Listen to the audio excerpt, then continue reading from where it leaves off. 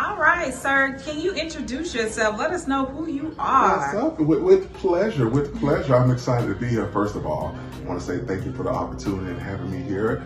I am T.W. Alexander. I go by T. I'm an independent brand strategy consultant. Prior to me becoming a consultant, I worked nearly 20 years with multiple Fortune 500 companies in leadership roles. So I know a little bit about business. Yeah.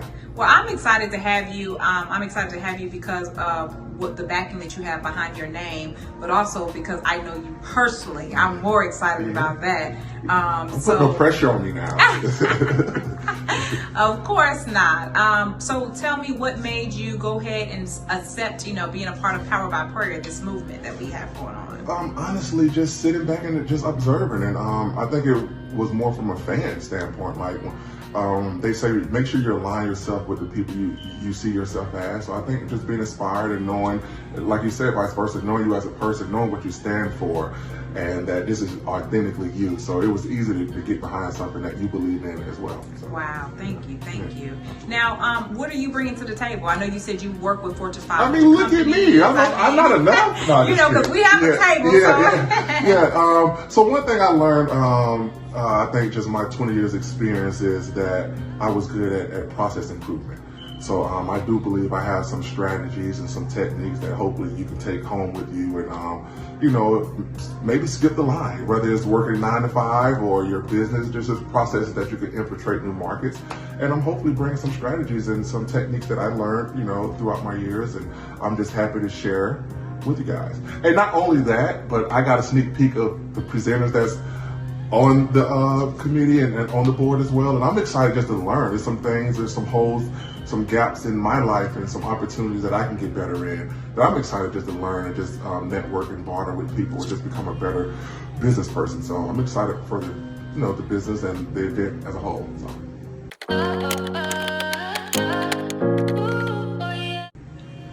I mean, I'm not enough.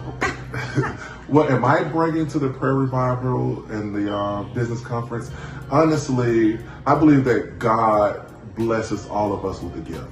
And I believe that certain people actually try to pursue that gift and believe in it and have enough faith to pursue those skill sets. And I believe that I have some skill sets that I learned throughout the years, my 20 years experience in corporate world, that I believe I can share these techniques and skill sets that hopefully you can apply to your everyday life and maybe skip the line, whether it's 9 to 5 or your business, ways that you can infiltrate the market and just show you some branding techniques and skills that I think you can walk away with and say, well, man, that was some good lessons I learned or whatever. And just to add to that is I'm excited. I got a sneak peek of the presenters and I'm excited to just learn some information, man. There's some things that I need to get better at, honestly. It's a transparent moment. So just to see who's on the ticket, I'm excited to sit back and just learn some things and network with some great professionals as well.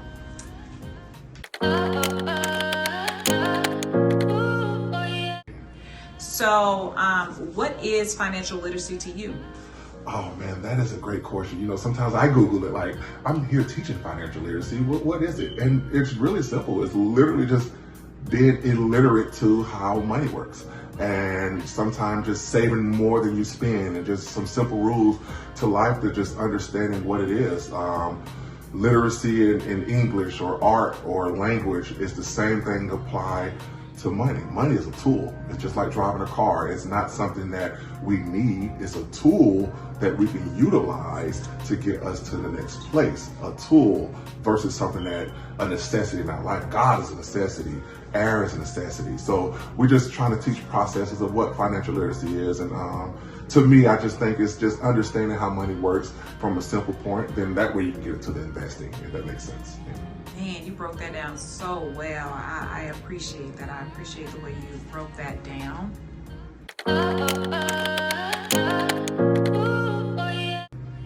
So my next question for you is, you worked your way up, and we all know, like, starting at entry-level position, you've worked your way up well over in Fortune 500 companies.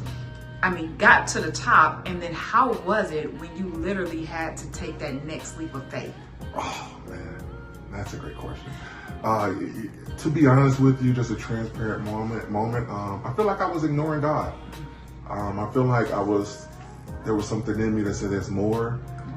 You're fighting for this title. You're fighting for a bigger cube, an extended cab of a cube. And I just feel like my calling was different. I feel like I was ignoring God. There was this tick inside of me, or there's something inside of me saying that there's more and there's more. And I feel like God set me down by force. Sometimes you can ignore him, he'll sit you down. Yeah. And I feel like just God set me down and say, hey, let's focus on the things that you dreamed about. And how can we do it? The time is now. And I just woke up one day and said, it's now. And I jumped out on faith, and I've been smiling and, getting my glow back. It's the uncertainty is scary, but man, I wouldn't change it for the world. And I just think just putting God, filling that void back in. It's like you can learn all the skill sets you want, but if you don't incorporate God and that spirituality in what you're doing, then that void is going to show in everything you're doing. So just kind of making sure I realign my life in its entirety.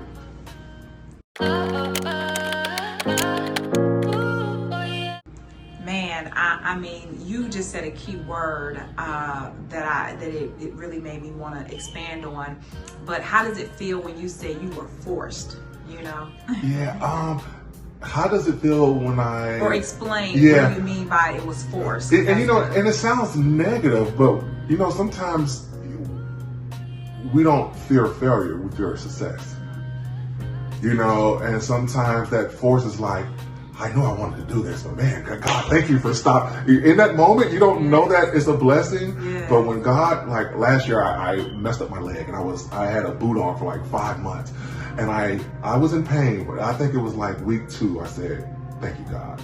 Yeah. It was in like week 2. I knew why I was forced to sit down. You can't get me to sit down for nothing.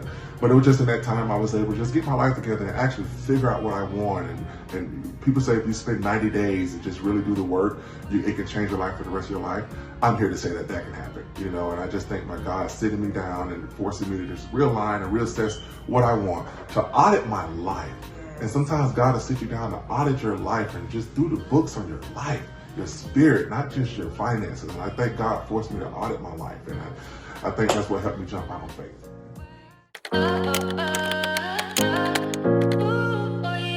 The reason why I wanted you to expound on force is because sometimes people blame it's the devil, it's the devil, it's the devil. Yeah.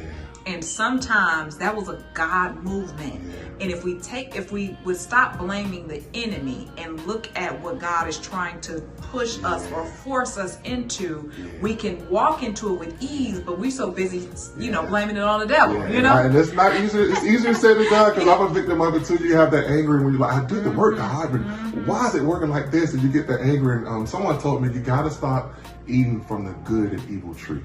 And it took me so long to understand what that meant.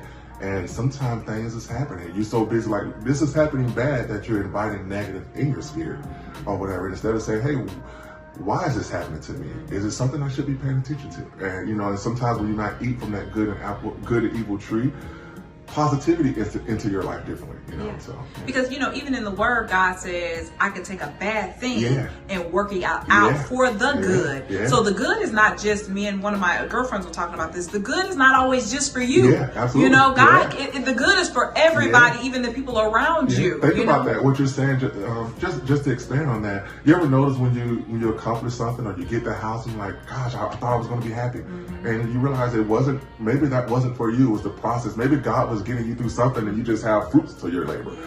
God said, hey, here's the reward of your discipline or whatever. So, This is so good. Yeah. I mean, we can go on about this. So I know we got to talk to other speakers. Yeah. So hopefully you'll come back. We can do a live session. But I mean, they just need to show up on the June 22nd they're going to show up. You got every reason to show up. I promise you. I want to just spill the beans. I want to show you what I'm talking about. But I promise you, if you're there on June 22nd, you're going to walk away a better person, a better professional, a better business person. And if not, just inspired to just jump out and be a creator, create a better life for yourself. And that's what we're here for, to inspire others with our gift and expand on yours.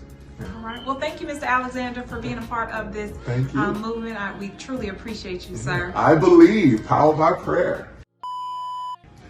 I believe, powered by prayer, June 22nd. Make sure you're there. I promise you, it's one of the best business conferences, spiritual growth, prayer, just getting the word from just profound people and ordained just spiritual people, professionals, family, mothers, fathers. There, it's all there. You should be there too, June 22nd. Thank you so much. And will you be bringing this new book? We didn't even touch this yet. Oh, yes, man, yes. I'm excited. Thank you for bringing that up. I be trying to be modest and sandbagger, but yeah, I got to promote my stuff. Yeah, so speaking on financial literacy, absolutely. I was inspired that I had to learn stuff at a late age. So I was inspired to write a book. So I have a financial literacy book targeted towards third to fifth graders, 7 to 11-year-olds. And I'm just excited to just be able to share my art as a writer, as an author, and also give back some valuable lessons to the future leaders of the world. So yes, I'm excited, and I will have plenty of copies for you and your kids to support. And you can go online and Ivan the Investor Kid. I'm excited to share with you on June 22nd though. And I was going to share a little bit more information on June 22nd, so you got to be there. Sneak peek though. Thank you so